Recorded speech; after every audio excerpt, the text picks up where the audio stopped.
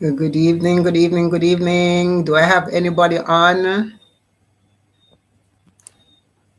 as yet? If you're on, just type in the chat and you can hear me clearly. Just type in the comment section so I know that you're there. Good evening, good evening, good evening, good evening. Hi, Dante. How are you doing?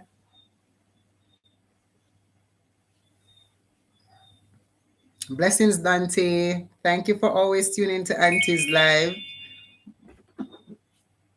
Hi, Julie Sue.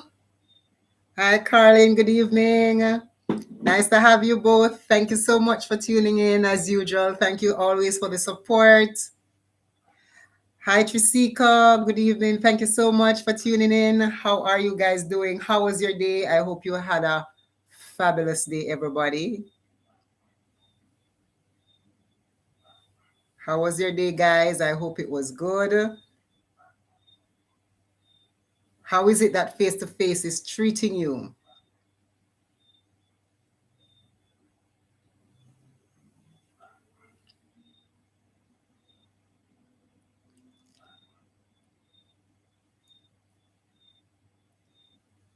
I hope face-to-face has been good.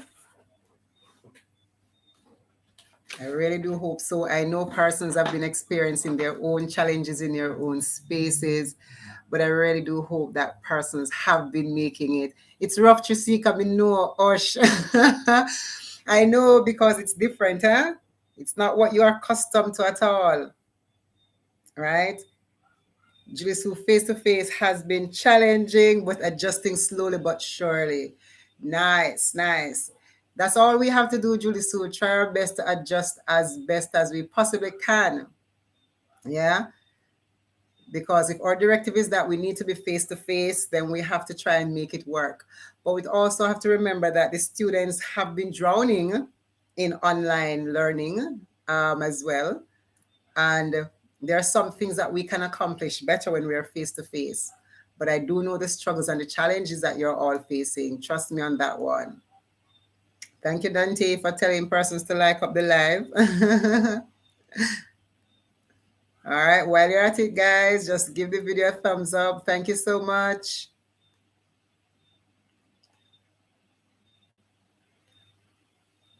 All right, we're just waiting on a few more of our colleagues to hop in, to jump on, and then we will go ahead and start. Yeah? But it's really good to have you guys on.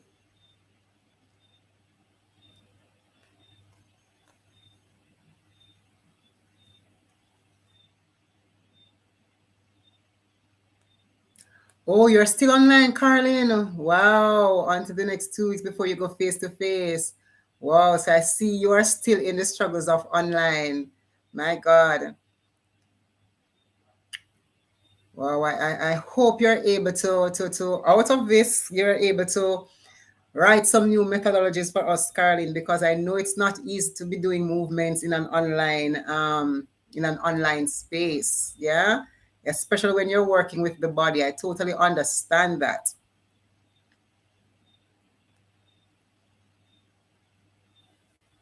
Online is boring, Dante. I know the interaction in your class is always best, eh? I know it is.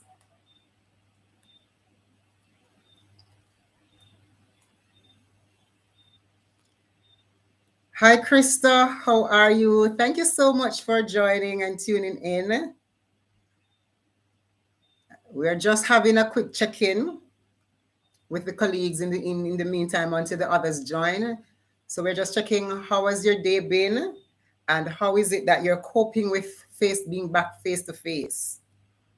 I know schools have different type of models going on, some hybrid models, some face to face, some, some students online at the same time. So all of these things are coming with their own challenges. Awesome. Great, Krista. So things are awesome for you. Nice. You're tired, Carly? No, what people tired? Me know. Osh. But look at this way. We soon have a break, eh? I think midterm will be coming up soon. So at least you'll get it in one day. One day they can use that one day to get some rest. Christoph, face to face is okay so far. Tiring, yes. But teaching on a whole tiring, a whole opinion have to deal with different personalities. And because they all have different personalities and all these different jazz that you have to work with, it's rough. Yeah, it's rough. It's a tiring and challenging task, but can be rewarding. Yeah, because when you put in the work and you work with the students and they get to where you want them to be, you're also happy and you feel rewarded and satisfying. All right. If you're just joining us, welcome, welcome, welcome, welcome to the live, everybody. If you're just joining, just drop a comment in the comment section. Let us know who you are, which school you're from, etc. Yeah, just put it in the comment section and just so we know who we have, who we're talking to. If you're from a different Caribbean island as well, we welcome you, or I welcome you. Just drop in the chat in the chat so we know where you're from. Yeah. And if you're on the live and you've not yet subscribed to the channel, I'm going to ask you to just do us a favor, a quick favor, and just hit a subscribe button while we're at it and waiting for the others to come and join us for our fruitful discussion, conversation. Tonight we are talking production. Yeah, we're looking at the assessment for production. The last time we had a live, we were looking at the playmaking moderation, and we had a very fruitful discussion, I think. And so I'm hoping the persons who found that useful, I'm hoping you'll find this, an even more useful and fruitful for everybody. So looking forward to your comments, looking forward to your questions. Yeah. Just looking forward to sharing and hearing what's going on with everybody.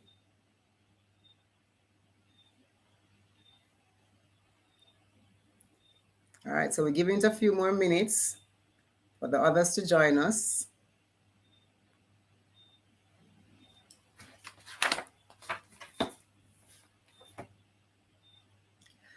Hi, Madja. Madja Bless. How are you doing, Omal? Thank you for tuning in. Thank you for joining. Welcome, welcome, welcome, welcome, welcome. Hi, Crystal. Welcome. If you're in the chat, I just wanted to put in the chat who you are. If you're a teacher, just put that you're a teacher. If you are a student, put that you're a student. If you're from a different Caribbean island, joining me here in Jamaica for this chat, please go ahead and put in there as well so we know who you have. Crystal representing for Homewood Technical High. Big up yourself, Crystal. All right, thank you, Caroline. This is a good venture to reach more persons. Thank you so much. Thank you so much. It is my intention to reach as many persons as possible so I can assist many persons as possible, especially in this time, given how things are going with everybody. All right, Crystal, great. Thank you for tuning in. It's good to have you. Crystal, what do you teach? Do you teach the drama component or do you teach the dance component? Yes, Major, all is well. Bless up yourself. Bless up yourself.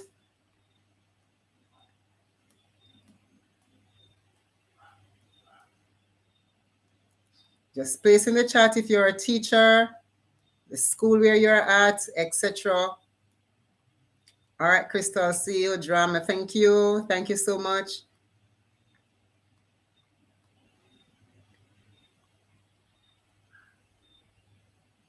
If you're just joining, thank you so much for being here.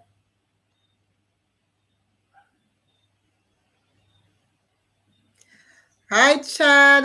Hi, my Chaddy. For Cedar Grove Academy, welcome, Chad. Welcome, welcome, welcome, welcome. Bless up yourself. Cedar Grove Academy in the house. All right, Chad, say whether you're a student or not. Miss Hamilton, hi, VP. Welcome, welcome, welcome. Thank you for tuning in. Happy to see you. Happy to have you. Miss Carol Hamilton, former Vice Principal of the Edna Manley College of the Visual and Performing Arts, one of the most amazing administrators I've come across in my career. So thank you for tuning in. She's a visual arts extraordinaire as well. So I have to talk up the things. Carolyn Russell Smith, teacher from Culture Theatre School of Dance in Mandeville. Thank you, Carolyn, for tuning in. Always happy to have you and always happy to hear and always happy to share from you, to share with you. Chadwick, teacher. Thanks, Chad.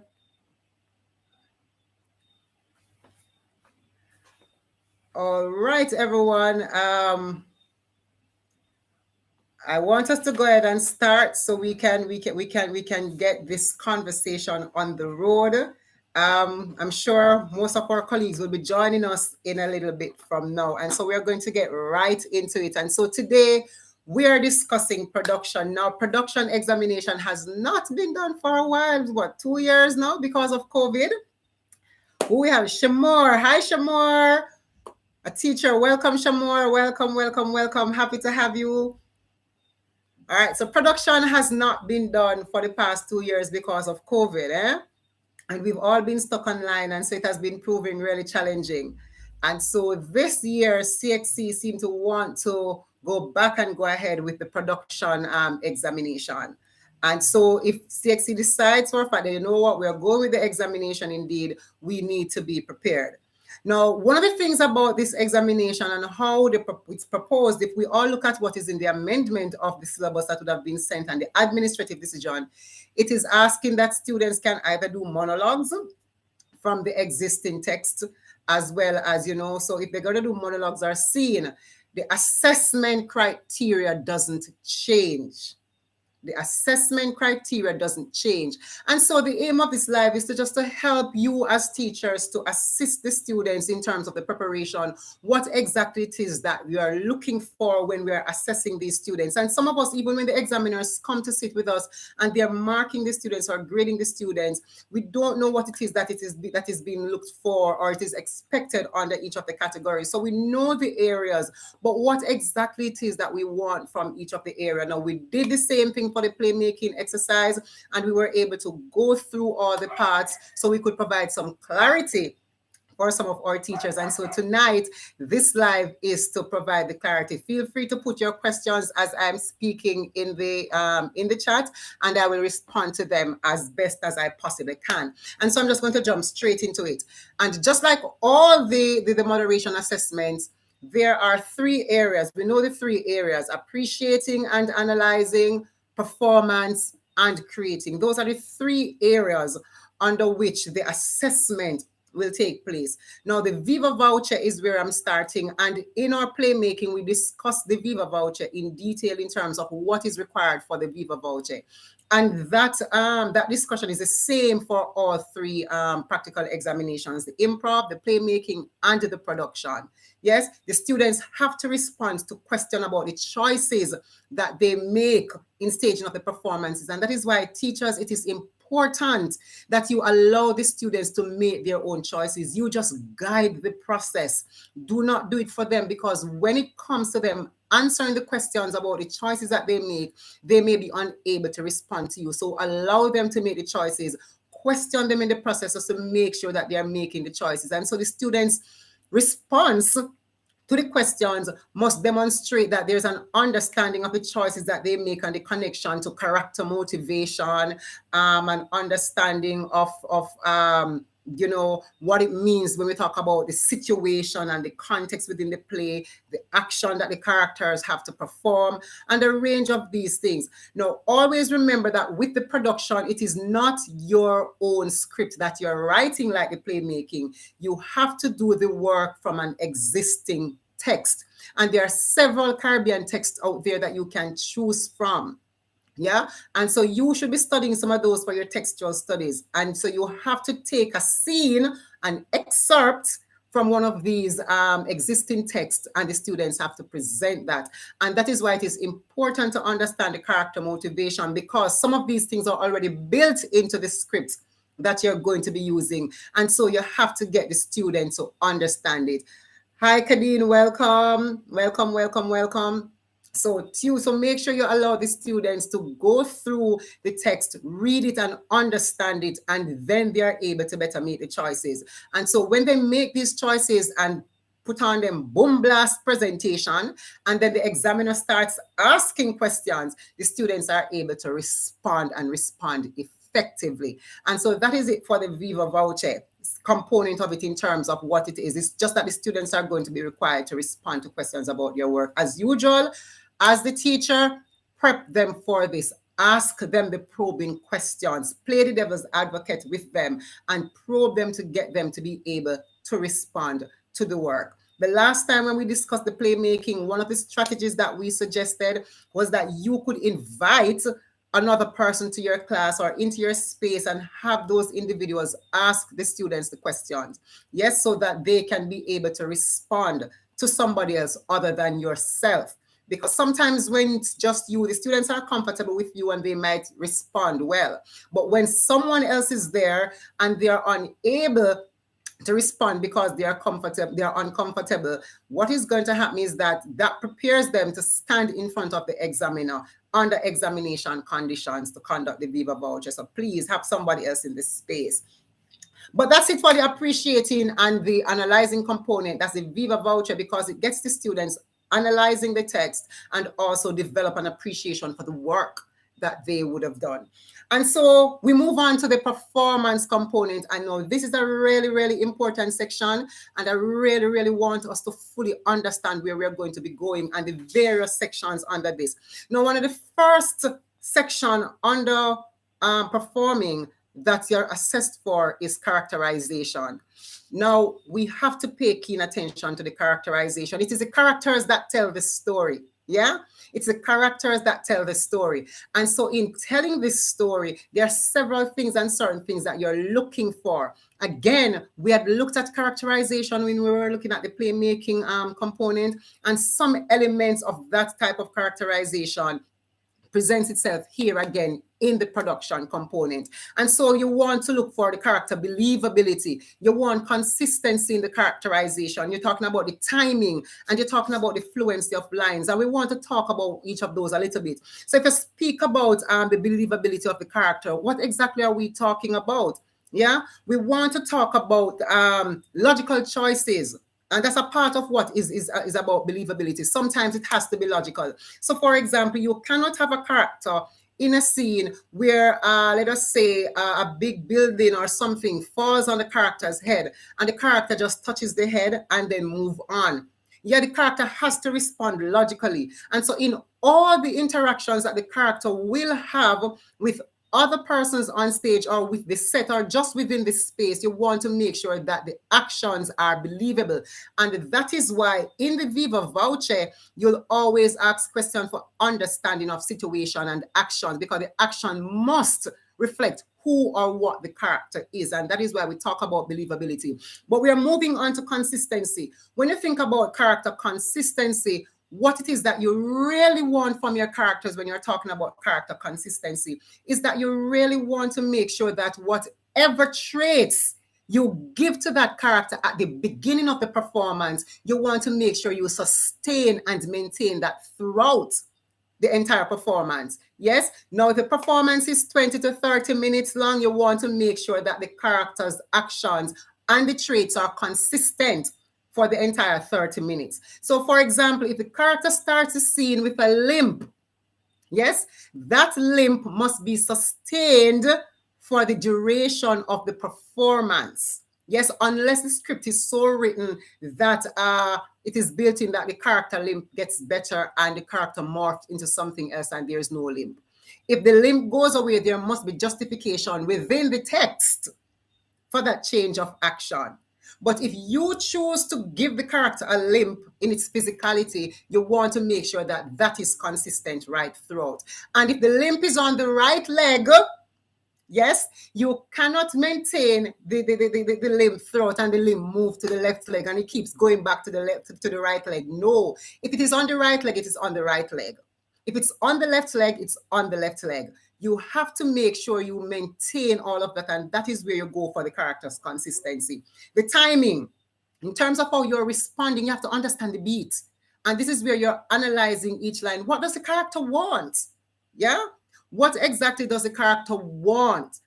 with the lines that they are saying. And so you have to make sure that you don't take too long to respond. If the character is supposed to respond with fright and something jumps out of a closet at the character and the character is supposed to be frightened, it cannot take you 2 minutes or 1 minute or over 30 seconds before you respond to fright. You have to respond immediately. And that is what you talk about timing, because that is what helps to move the play along and takes away the monotony from the performance. Yeah. And so we want to keep that. Think about fluency of lines. Now, with the production, remember, it's not like playmaking where you make up your own lines as you're going along, or you can improvise the dialogue with improvisation. With the production, you are actually learning the words of a script.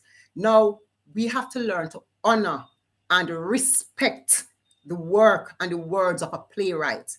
And so it is not for us to decide that we are going to put in words and take out words as we see fit. No, we don't want to disrespect anybody's creative work, because you don't want anybody to disrespect yours. So therefore, you have to encourage the students to learn all their lines. Now, yes, you might forget because you're human and they're human. They can forget. And that is where now they're going to put in some amount of improvisation, but they must come back to the script.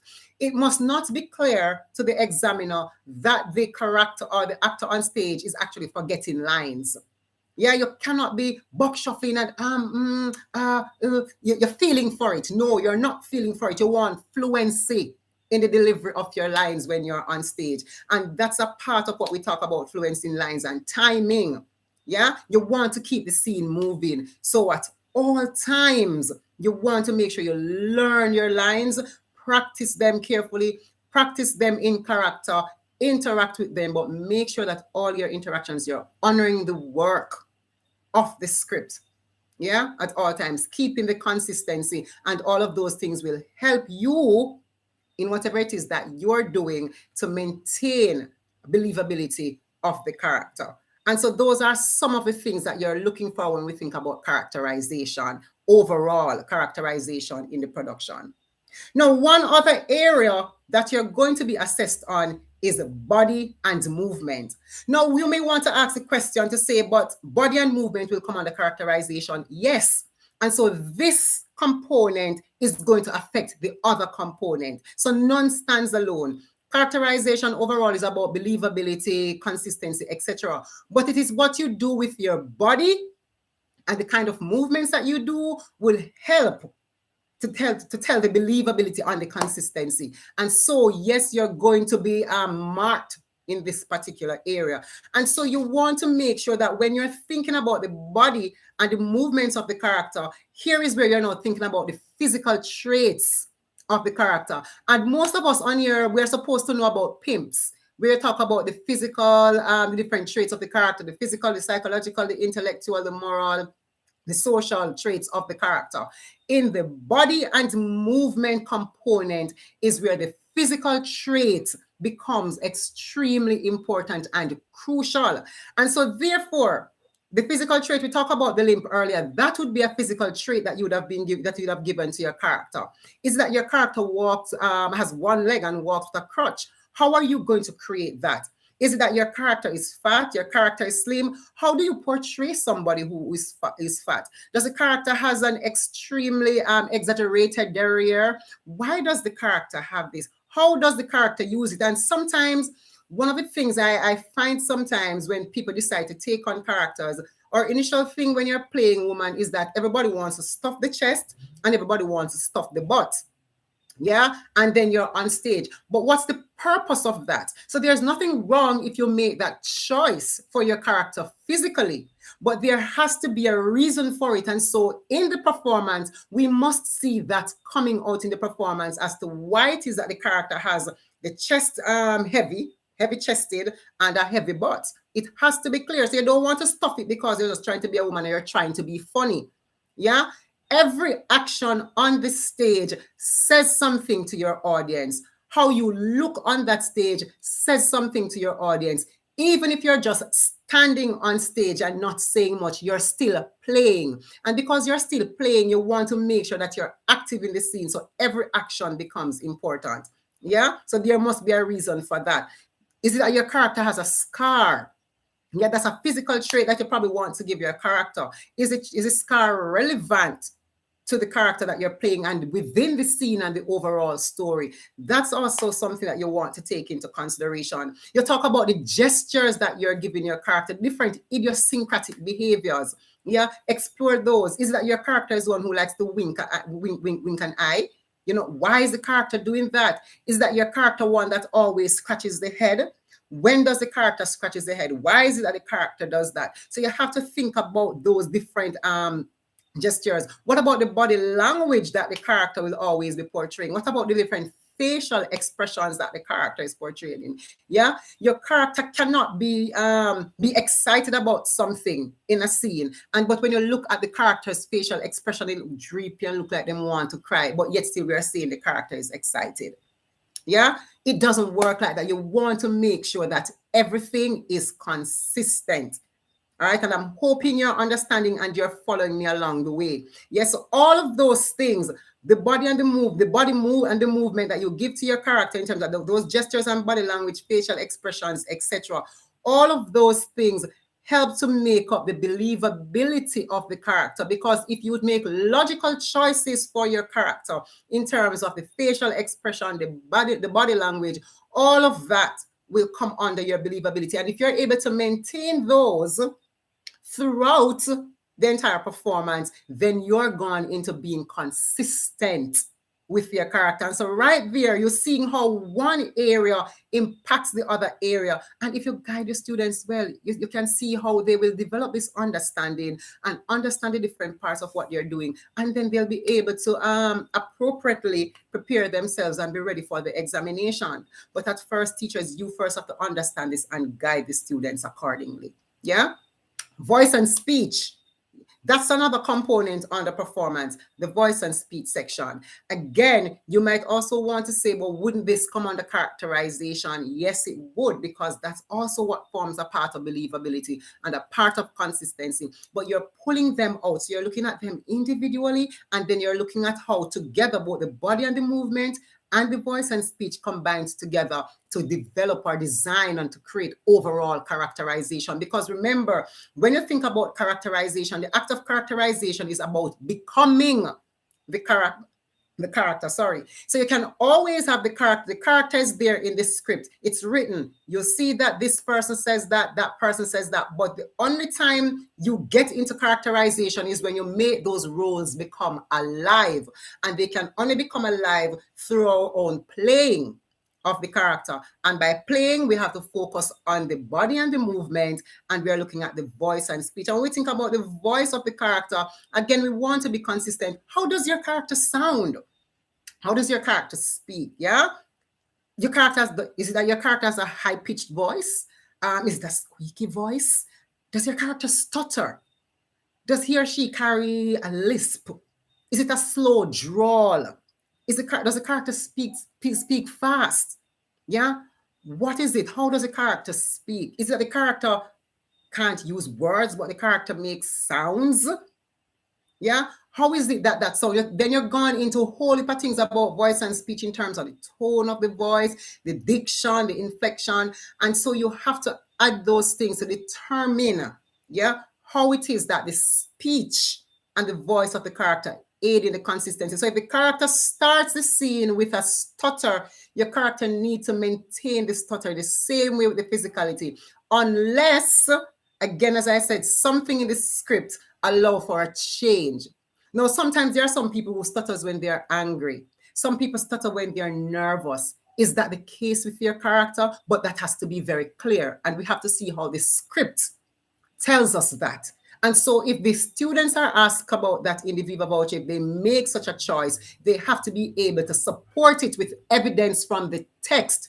Remember, you're not operating on your own. You're operating from a text. And so you have to make it work and make it useful. Now, one important thing I want to point out is about projection. When you're working with the students, you have to encourage the students to project their voices. If the examiners are not hearing anything, then they simply cannot assess the scene. It's hard for them to be able to do that. So you have to encourage your students to speak clearly so that we can hear exactly what it is that they're saying. Yes. And one of the things we sometimes mistake, and we don't want to misinterpret a soft spoken character with projection. No, there's a difference with a stage whisper versus a project speaking softly. If your character is supposed to be soft spoken or the character is supposed to do a stage whisper, we still have to hear it. Yes, whoever is paying attention to the performance still has to hear it. So it must be soft enough to be able to say to your audience and your examiners, the character is soft spoken or this is a stage whisper, but it must still be loud enough so that those who are paying attention and watching, they can hear exactly what it is that you are saying. So it is crucial that we pay keen attention to that and understand how it is that your voice works. Remember, as a performer, the instrument of choice is the body and the voice. That is what you use to communicate. You may not necessarily have any set on the stage at all. The bodies can become the set. And that is how important it is, because it is through your actions and what it is that you say as a character that people learn about the character and understand about the character. Yeah. And so I want us to always bear that in mind. Guys, I hope you're understanding me so far. I hope things are clear. And if you think I'm speaking, then I'm going too fast, do not be afraid to put it in the chat, because sometimes I tend to talk like 10 miles or 100 miles per hour. I'm fully aware of that. So please to put it in the chat to let me know. If you have any questions about anything that I've explained, please to put it there. If you want me to repeat or clarify something that is not very clear for you, go again and put it in the chat and I will go back over it. That is why we are having the live, so we can have the interaction. So please, and if there's a point you want to add, if I say something and you think there's something that you want to add to the point that I've made, feel free as well to put it in the chat and let us talk about it. Guys, if you're just joining, welcome everyone. If you're just joining, just put a comment in the chat about who you are, where you're from, if you're a teacher, you're a student, etc. And so we know who we have, who we are interacting with, yeah, on the live. And like I said, don't be afraid to ask your questions. This is the platform for it, where we can talk and learn from each other. That is why we are here tonight. All right. Awesome. Now, one other section that falls under the performance is the teamwork, the teamwork component of it. And again, this is about product and process. You want to make sure that for teamwork, the tasks and the responsibilities are equally distributed. That is important. Yeah. Equally distributed. So you can't have one person taking the entire role and the same person is changing the set. The same person is a person who is trying to play the sound effects. The same person did the costumes or made a choice of costumes. No, you want to make sure that the students are working together. Now, with this current pandemic, now if there's a monologue, because it is a monologue, you may not necessarily have a full team. Yeah, so if you're doing the monologue and you're up to do it, you may not have a team. However, you can groom and guide your students to work as a team. And so you allow them to assist each other. I've been to several schools where I see persons working together, and the students who are not a part of a group, they were so groomed and guided and facilitated by the teacher in such a way that it's not their group, but they are able to jump in and still assist that group in changing. Now, one of the best places I've seen that kind of teamwork as a class happen is at the Edna Manley College. And hands down, I give it off to those students. They help each other. You'd believe that they were all in the same group. And that's not the case. Once there's a group that needs to set up, everybody jumped in and they help each other, and then they retreat and allow the performance to happen. If they're striking, they all jump in and assist each other. And that is the kind of camaraderie we want to have with our students, for them to understand teamwork, because the teamwork is not only about a group. So therefore, now, if you're having the monologue, you will definitely have a student who is doing the monologue to need the assistance of the other students, because if the student is performing a monologue and also need to have sound effects played, the student on stage may not be able to do it. And because the student may not be able to do it, somebody has to do it for them. And so while you want students to work in groups as a team, you want to also groom and teach them to facilitate working as a team, as an entire class. And that is important, yes, because one help each one, and you find that they become better for it. They can give each other their own feedback, and a part of the process of their preparation too can be as a team. Allow them to do their rehearsal in front of each other and allow them to critique each other's work. We don't ignore that part of the work. Yeah, the critiquing component and the peer feedback, that is very crucial to students learning because they tend to listen to their peers a lot, and they're more open and quite receptive to their peers as well. So we have to utilize these strategies in getting the students ready. Krista, yes, Krista said, I normally use the grade 10 students to assist the grade 11 students and grade them accordingly. Very good. And that's a very good strategy because, yes, while the grade 10 students may not be doing the production, but if you are able to incorporate that into their learning and allow them to assist on the production for the grade 11 where they help, they also start understanding the process of the production from early. And so when they get to grade 11, when it is their time to do the production, they also have a very good idea as to what is being expected, as to what is expected of them. Yeah, and so that's a very good strategy. Amoy, our small groups presentation allowed for the production assessment this year, or is it only monologues? Now you have to look at what is in the amendment syllabus that the CSEC would have sent out. If you don't have that, reach out to your examiner and then they will be able to send you that. I also have a copy of it. So those of you whom I have contact for, I can send it for you so you look at it.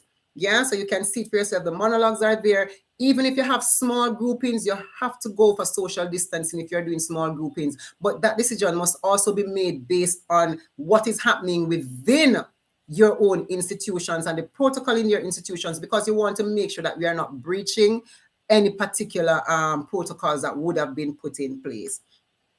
Chadwick, are all the elements of theatre being assessed? Sounds like, etc. We're getting to that part, Chadwick. So that's a good question, and we are going to be coming to that component now because having spoken about teamwork, we are now moving from performance and we are going to jump into the component about creating. Yeah, we're going to jump into that component about creating because a part of the but one, just to close out the performance component of it, we just want to remember we're talking about the teamwork.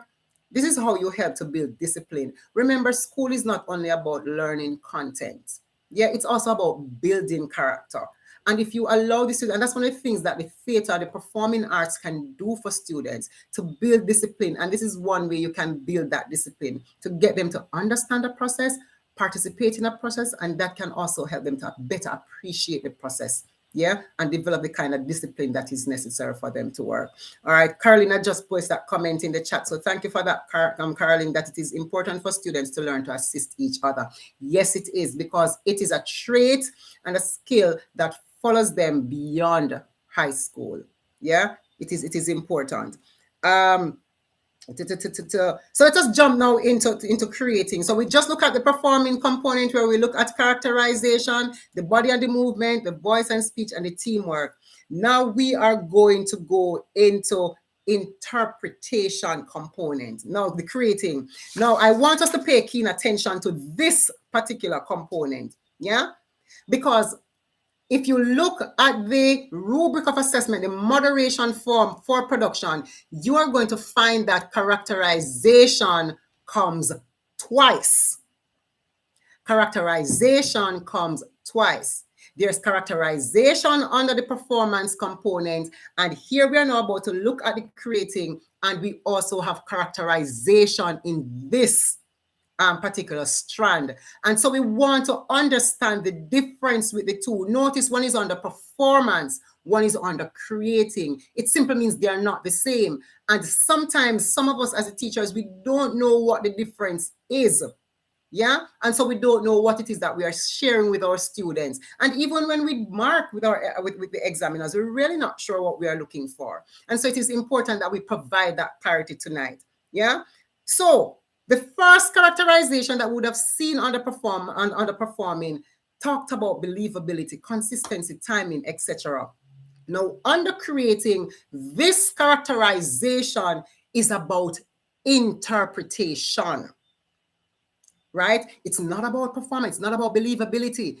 It's about interpretation, and that is why it comes under creating. So therefore, how is it that you, as the performer, interprets this particular character? So it is based on your interpretation that you will do the portrayal. The portrayal is what we would see on the performance. Yes, so you have to do and have an interpretation of the character, and then you can portray that character. Now, the interpretation has to do with how creative are you going to interpret this character. Is it that you're going to be predictable? Yeah, if the character is predictable, that's not necessarily speaking to a creative interpretation of the role that you're taking on. It's just simple and normal, and everybody expects it. So, for example, if you are looking at, and I'm going to pull on a character, let us look at Tijon and his brothers. Yeah, in Tijon and his brothers, there's a devil in Tijon and his brothers.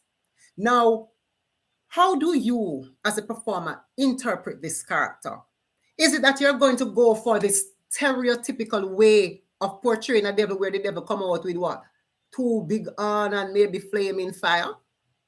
Is that how you're going to interpret it? Maybe that's predictable. So what is it that you can do in your interpretation to make a difference? Yeah, maybe the way in which you decide to interpret and portray this devil character can be through costuming. You utilize the elements, and so therefore what you might want to do is maybe extraordinary costuming, not normal. So maybe you don't give the devil any horns, but the character is wearing tailor-made suit. And I mean tailor, when I say tailor-made, I mean crisp tailored suit, nicely sewn, properly ironed.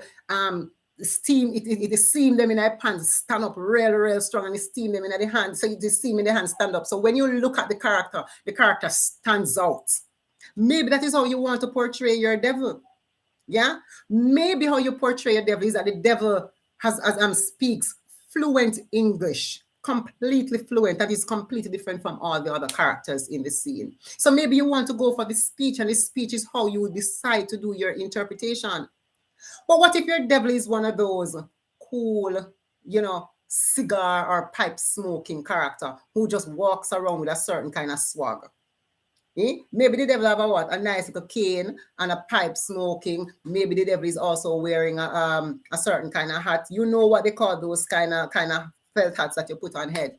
Yeah. What if that is how you decide to interpret and portray your devil? That's a creative interpretation of the character. But you have to make sure, if you decide to go any of those creative routes, it is supported by something in the text. What in the text are you going to use to make that decision? Yeah, it is really important that we explore with the students and allow them to think. That is where the analytical skills come in, and that is how they're able to build those analytical skills in order for them to be able to work. Because sometimes, as the moment we see devil, we go for what is stereotypical, and there is no thinking through the process of how it is that we are working through a performance. Yes, and so it is really important. You determine, okay, is it that in staging the scene we want to keep it modern, we want to modernize it, or do we want to keep it in the period in which the play was staged? If you decide as a class and along with the students that we want to keep it in the period that it was staged, then we make the choices of the period. Yeah, but still being creative. If you decide that you want to stage it using a modern context, who in a modern context would the devil be? I'm sure in a modern context the devil not have on. So you can't put no on the devil in a modern context. Yeah, it therefore means you have to choose something in a modern space, yes, that will reflect the devil. So therefore you have to go for traits and use other elements to assist you.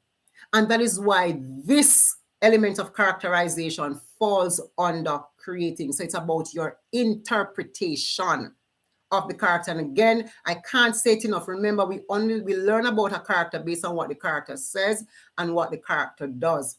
And so you have to go through the script clearly, use the information there to guide you in the choices that you're making. And that's how you have to guide the students. It therefore means, as the teacher, you have to read the script. You have to analyze it. It means that you have to do whole heap of work before you get to the students. Yeah, and create avenues for them to also explore with the script. Don't just give them the one scene that you want them to perform as well, the excerpt that you want them to perform. Let them read the entire script. That is how they are going to understand it. That's the best way for them to understand it, because they will know what happens before and after the excerpt. And that will also assist them in making the choices that they are going to make as it relates to interpreting the character. Yeah? Again, if you have any questions about that, put it in. All about, Tori, how do I build a character? You have to learn about the character from the text, Tori. That's what you have to do. What is it that the character will say? Connect the character to things in real life. Understand the different traits within the character.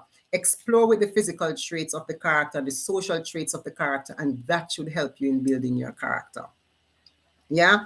Now, when we look at the under creating, so we would have looked at interpretation of the character, and this is where now the second component that you look at under creating is where we look at the elements of theater. Now, earlier Chadwick had asked if all the elements are being assessed. Yes, Chadwick, the answer to that is yes.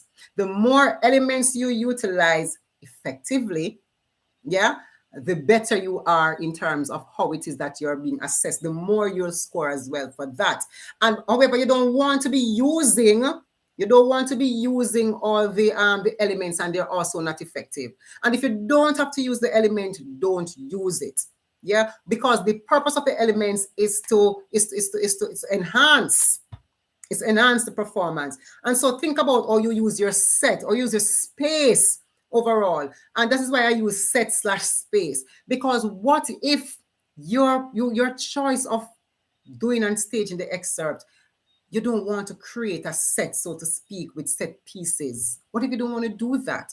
What if you just want to work with the bodies and the students at different points become the different set pieces that you want, or they're using a lot of tableau to hold and continue in their performances, and so you're not necessarily setting up a set, so to speak. Yeah, but that's a way in which you're utilizing space, and that's an element of theater that you have to utilize. And it is also important because we have to use our space effectively. We want to make sure that our stage is very much balanced. Yeah, you want to make sure that your space is balanced. The choice of costumes that you use must also be important, and you don't want to overdo the character either, because sometimes in some of us institutions we sometimes really not have no whole heap of costume things, but it doesn't mean that we have to go over the top. Black is always basic. Yes, and all those persons who are theater trained or who have been around theater for a long time or for some time or would have been introduced to that know that you wear full black is a basic color that you can use in theater, and then you layer. So what if I choose that in the scene, my character is just going to be wearing full black? And in wearing full black, then what I will then do, I just take a hat and put on my head. What if at some point in time I remove the hat and I just put on a jacket? Yeah? What if I remove the jacket and I just take up a handbag? So you're layering, you're using bits and pieces of costumes and prop pieces to assist with the costuming, and it can be effective. It doesn't mean that you have to have on a full range of costume. But if you have on a full range of costume as well, no problem, as long as you are effective in your choices. Again, it boils down to the choices and how it is that these choices connects or they correlate with the motivation, the actions, and the situation, right? That is when it becomes important. How do I build a character? Hi, Roxanne, welcome. Kemar is saying using pimps can also help in building the character. Yes, it is. And it's not also, it does, because you have to use it, because you have to understand the character's physicality, the character's social background and environment, how the character is morally and intellectually, etc. All right, Caroline, thank you so much. If you have to run, thank you so much. Yes, and thank you so much for tuning in. You can catch up on the rest of it as because the live will be there. You can catch up on it, and you can also reach out to me if you have any questions. So thank you so much for tuning in. Now, other elements in terms of how we are working through it is you use props.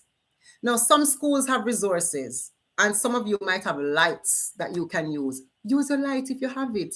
There are some schools who don't have any lights, but what they do, they become creative and they set up a little bulb here, so a little bulb there, so and these different things. Nothing wrong with that as well. Use your lights if you have it. Yeah. Sound effects. Utilize the sound effects if you can utilize the sound effects, because these things have to enhance a performance and a presentation. Various movement, and here I'm talking movement, I'm talking about maybe dance. And don't just throw dance again in your presentation or performance because you feel like you want to put it in there. The dance must serve a purpose. And how the dance is choreographed and the choice of music that you use must also serve a purpose. And so I want, in making your choices, again, to pull from the script. It is the script. It is the script that tells you, gives you an idea what kind of music we can use here. So what kind of song we can put here. So what kind of dance I can put in this section. Yeah. So you have to pay keen attention to that. Your bodies. We talk about the bodies already. That's a part of the element of how you're working theater and your overall preparation.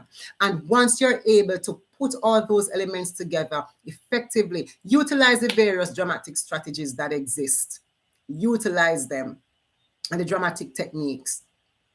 And once you're able to put all of those things together, teachers, students, all of them are here. Once you're able to do that, then you find that you'll create a very strong performance once we're able to make this kind of application. What I want to also point out is that for the production, your journal is also being assessed. Colleagues, get your students to do the journal. I'm going to do a whole session different and a whole video on how it is are some of the best practices in creating journals, because I find that when I look at some journals, when I visit some schools, all I see for some person, I'm just seeing notes. And you'll see there, okay, today is March 25. What we did today, we met for rehearsal and we read through our lines and we rehearsed. And that is all the students have for journaling, and all the entire journal is like that. You want to capture more than that in your journal with your students. All the research component, everything that they research about the play that they're doing, you want to have evidence of that in your in your journals. You want to have character analysis in your journals. And so I'm going to do a whole video about journaling by itself and why it is important and how it is that we can create effective journals, because I realize it's a weak area for some persons, and we want to make sure that we can strengthen each other in preparing and writing these journals for the performance and the presentation. What I want to point out for us, though, teachers, before we I move into also taking some other questions, is that in preparing the students for the production, yeah, get the students to do research. Get them to do research, because they have to, or sometimes it's best to because it's already a script that's already been written and you're not creating it. They have to sometimes do the background research on the play. What's the political background to this play? What's the economic situation within this play and how this play was written? Research that bit of information. If you're using an excerpt from a play like Tijan and his brothers, Old Story Time, Echoing the Bone, and I'm using the classics because these are popular plays. I know you'll choose others, but I'm using these because they are popular. If you intend to do excerpt from those, you have strong political situations in those plays. So you might want you and your students to research the time frame within which this play was written. What was happening politically when this play was written in the particular country of the author? What was happening economically? What was happening socially? So they have some background information. Yeah, so that when they go into reading the text, they're able to connect the events and the situation in the particular play to exactly what was happening at that time. After they do that, then they're also able to better make their choices. Yeah. Sasha Scott said the world of the play. Yes, understand the world of the play. And if the students are able to do that, then they're able to make their choices. You don't have to make it for them. Yes, but if they don't understand the world of the play, then we are going to be having some amount of challenges in terms of the choices that they're making, because they may make choices that do not necessarily connect with what is happening within the work. Yeah, and if we're able to look at all of these things, colleagues, you find that you'll better be able to prepare your students. Yeah, so let me just do one more quick thing. On the appreciating and analyzing is where you're looking at the Viva voucher. Yeah, for performing, You're looking at characterization, and you're looking at believability, consistency, timing, fluency of lines. Yeah. We are looking at body and movement, and this is where you're looking at the physical traits of the character, body language, facial expression, gestures, etc. Voice and speech. On the voice and speech, we are looking at how it is that the character speaks. Yeah. High pitched, lisp, a slow drawl, whatever it is that the character has. And you're looking at how it is that teamwork is structured, and we're looking at the equal distribution of the roles.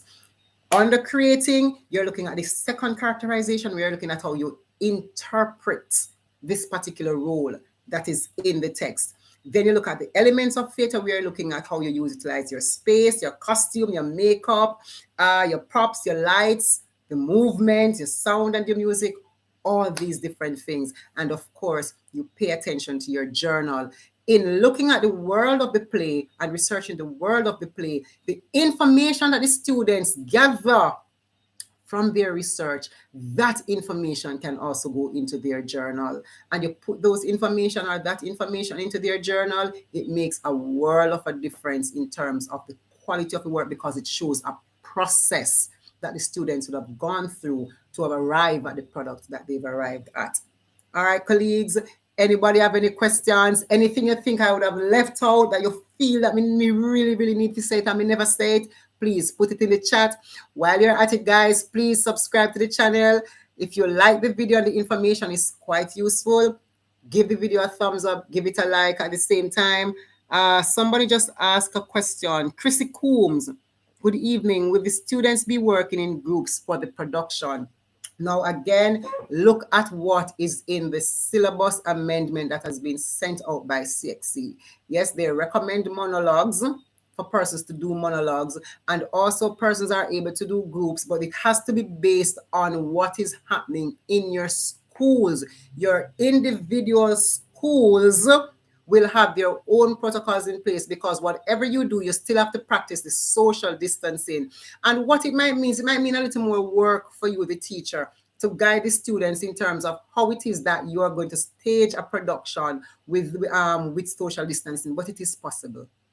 Take it from somebody who is in a performing arts institution where we have to be doing plays all the time. And that has been our life throughout COVID. We had to move online, and anything that happens face to face must be done by a social distance.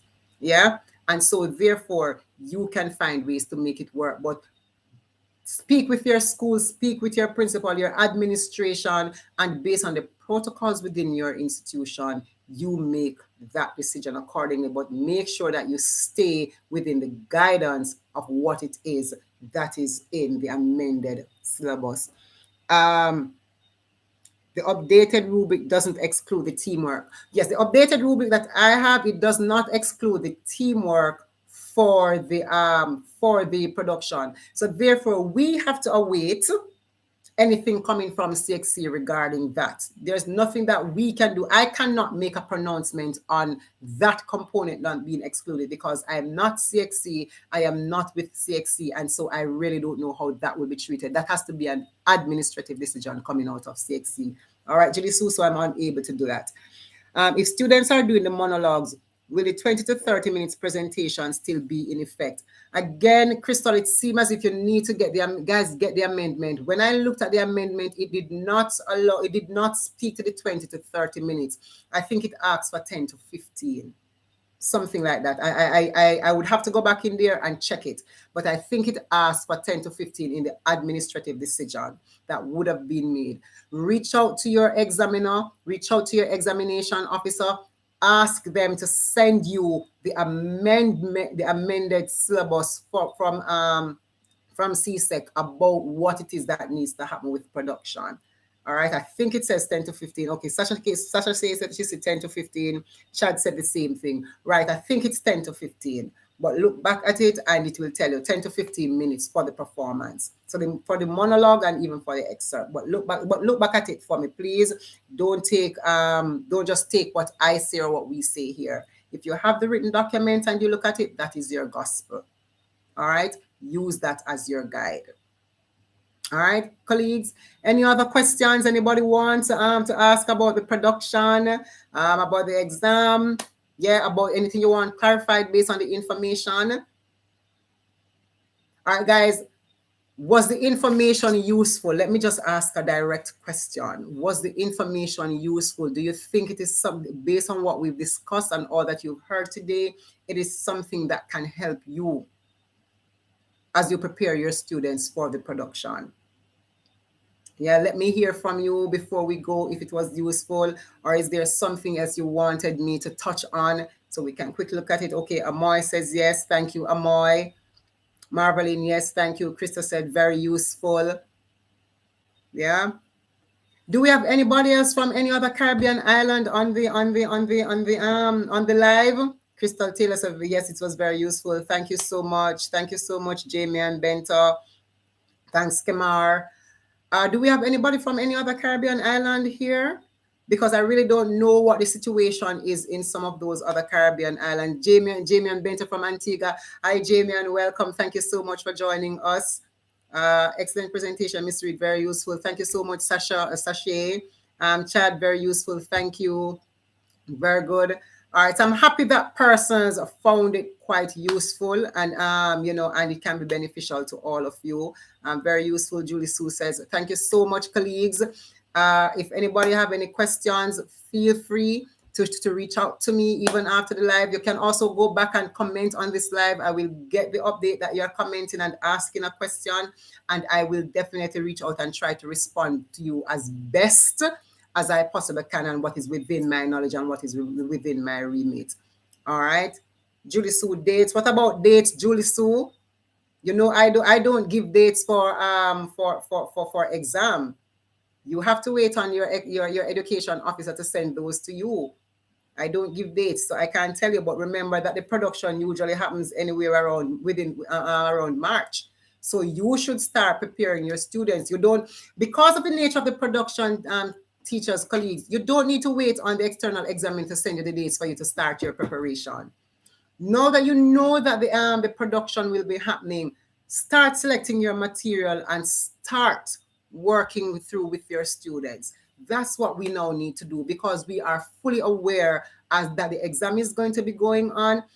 Start preparing. It's best to start the preparation, and then somewhere in your preparation you get word that says, oh, guess what, guys, the production is not happening again. And I'm sure some of us will be happy to hear that, would have jumped for joy and Kim Pupalik and all of these kind of things. But until then, we have a responsibility to continue working. Yeah, don't sit and wait to get a date, and then you get the date at a certain time, and then you're nowhere in your preparation. You're just starting, right? And I think you're given what, 6 weeks? The 6 weeks for preparation or thereabout. However the dates are going to be structured, I'm sure your education officer will ensure that you get your time. I can speak for Jamaica. I know Mr. Williams very well, and I also know some of the other examiners, and they always advocate to make sure that the time frame that you're supposed to be allotted for preparation, you will get that time frame for your examination as it relates to when the dates are sent out. So I can assure you that you will not be robbed of any particular time. All I'm saying to you, the earlier you start, the better prepared you will be, and the more time you will have to work through things with your students. Jamie, and you're looking forward to the live for journal writing. Definitely look forward. It may not be a live, Jamie, it may be a video that I'm going to make and upload, because currently I'm in rehearsal mode. Yes, I'm happy for that. Part of our classes are face-to-face, and Edna Manny will be staging a production this semester. Some of it might be streamed live, so some persons, wherever you are, you might be able to view it on YouTube. That is being directed by Miss Camille Comina and myself. And so we are in rehearsal mode every afternoon. Tuesday, maybe for now, is the only evening I have off. So it may be a video that I'm going to make and upload it. So it may not be a live, but the video is coming, because I know it is important and persons need the information to go forward and to assist them. All right, so look out for it. It is coming. All right, colleagues. All right. If we have no further question, we are going to wrap up the live. It has been very good. It's been very useful. I'm always excited about sharing with everybody, with all of you, because I want to make sure that persons are understanding and we are on a similar page and we are prepared to go and do our best. All right. Don't forget to share with somebody, share this live with somebody. Even afterwards, the link will be there so you can go back and watch it.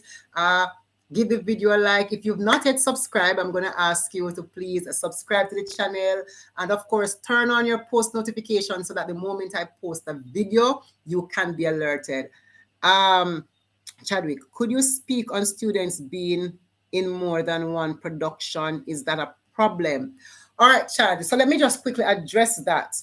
Now, from time to time, based on the numbers that schools will have and how they group the students, you might find that a student might be in, and they have the different groups. You might find that a student might be in more than one group. Nothing is wrong with that. However, they will not be assessed in both groups. All right, they can't be assessed in both groups. So you have to indicate to the examiner which of the groups the student will be assessed in. So you can always use students to help out. As a matter of fact, sometimes what you would find is that if a school sometimes don't even have enough persons within the class and the students doing it, they might select a student from grade 10 or a student who is not doing the subject to assist the group. But they'll always make it clear to the examiner that this particular person is only assisting and should not be assessed. So, but if you have the students in the same class and they're going to be helping the others and they're in more than one groups, make it clear to the examiner that this student will be assisting this group, but he or she will be assessed in this group or that group, but they will not be assessed in all the groups. One assessment. All right, does that answer your question, Chadwick? All right, so if it answers your question, sure, go ahead. Anybody, and I hope anybody else who had that that question and concern, I sure hope that this would have clarified that for you as well. But it is okay to utilize the students if you so desire. All right. Any other question? All right, colleagues. So if we have no further questions, you're welcome, Chad. If we have no further questions, I'm going to close out the live for the night. Thank you. Thank you so much. Thank you so very much for joining, for tuning in. Thank you for the energies. Now, stay safe, guys. I know it's a difficult time for everybody, but together, if we work together, we can see our way. So just press on. Press on, press on. Encourage yourselves, encourage your students, support each other, please. Support each other because that's the best way we can all get through this process. Stay blessed and stay safe, everyone. Have yourselves a good night. And thank you so much for tuning in.